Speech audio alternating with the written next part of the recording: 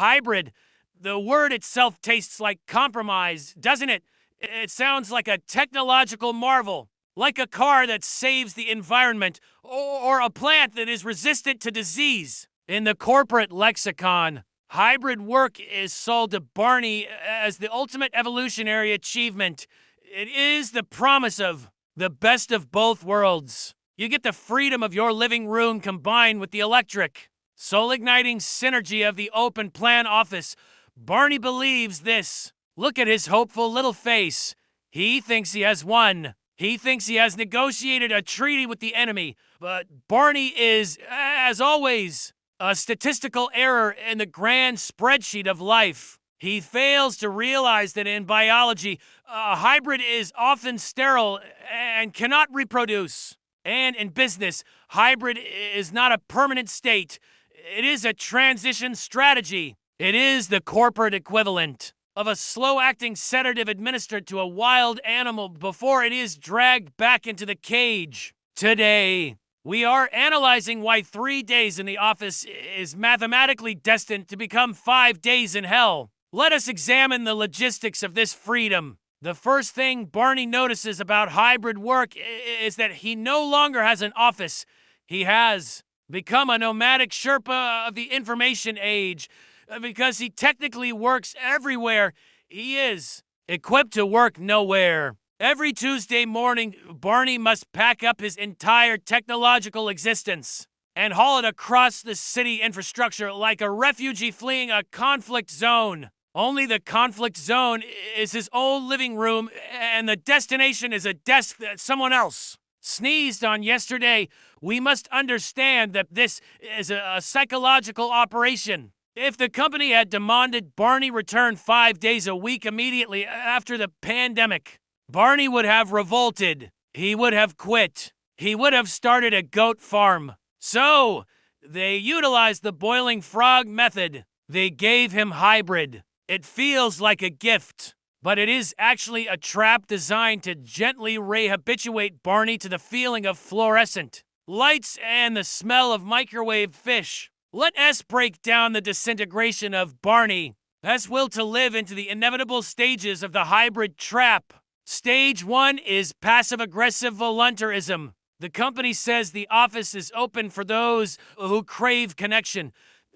Frame it as a perk. Coming for the free bagels, they say. Barney stays home. He is productive.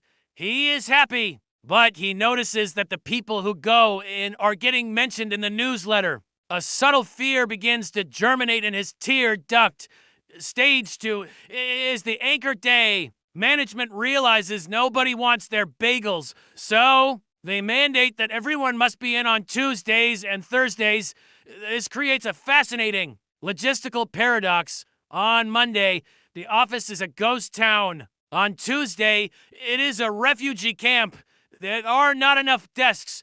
There are not enough meeting rooms. Barney spends the first hour of his mandated collaboration day sitting on the floor near the printer because he didn't book a hot desk 2 weeks in advance. He is surrounded by people, yet he is on a Zoom call with a guy named Steve who is sitting 6 feet away because there are no conference rooms available. Stage 3 is the data weaponization. This is where we are right now. The badge swipe. It used to be a security measure. Now it is an attendance sheet. HR is currently generating reports on badge compliance. They are cross-referencing Barney's physical location with his IP address. If Barney leaves at 3 p.m. to beat traffic, he is flagged as disengaged. The definition of performance has shifted from output to location. You are no longer paid for your brain, Barney. You are paid for the displacement of air in a specific cubic volume of corporate real estate. Why? Why do they do this? Barney assumes it is because they hate him. And while that is partially true, the real driver is far more stupid.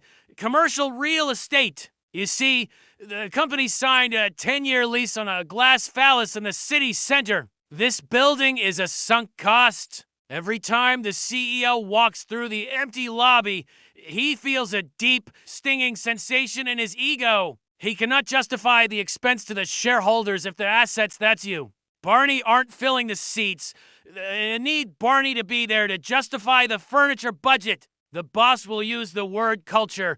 This is the Joker card. We need to preserve our culture. They claim that innovation happens through osmosis. They believe that if Barney smells the same recycled air as the vice president of marketing, magic will happen. In reality, the only thing happening by osmosis is the spread of the seasonal flu and a deep, simmering resentment. The boss does not know how to manage output. He only knows how to manage attendance. If he cannot see Barney, he assumes Barney is watching Netflix. This is a projection, because that is exactly what the boss would do. And this leads us to the final destination. The hybrid model is designed to fail. It is intentionally inconvenient. It creates friction. The commute is terrible. The hot desking is stressful. And the equipment hauling is backbreaking. Eventually, management will say, this hybrid thing isn't working. It's too chaotic. For the sake of consistency, let's just come back 5 days a week. See what they did there? They made the middle ground so unbearable that the prison sentence feels like a solution to the chaos they created. It is a masterclass in manipulation. So, enjoy your anchor days, Barney. Pack your bag. Charge your headphones. Prepare your podcasts. Because the walls are closing in. You thought you were negotiating for flexibility, but you were just negotiating the length of the leash. Subscribe to the channel before your company installs keystroke loggers on your home computer and realizes you've been working from a coffee shop in a different state for 3 months. Good luck, specimen.